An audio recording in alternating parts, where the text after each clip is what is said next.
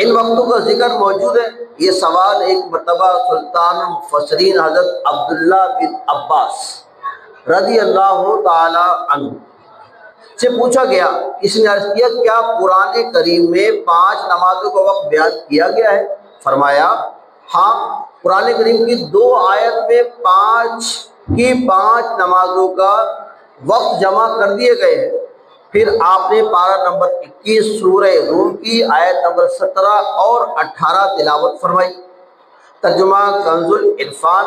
تو اللہ پاک کی پاکی بیان کرو، شام کرو اور صبح کرو، اور اس کے لیے تعریف ہے آسمان اور زمین میں، اور اس وقت جب دن کا کچھ حصہ باقی ہو اور جب تم دوپہر کرو۔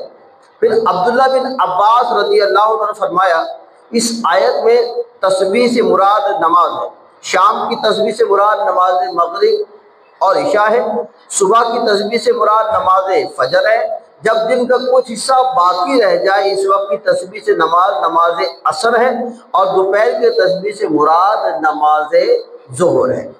پیارے اسلامی بھائیوں، پتہ چلا نماز کے اوقات مقرر ہے، اور ہر نماز کے مقرر وقت پہ پڑھنا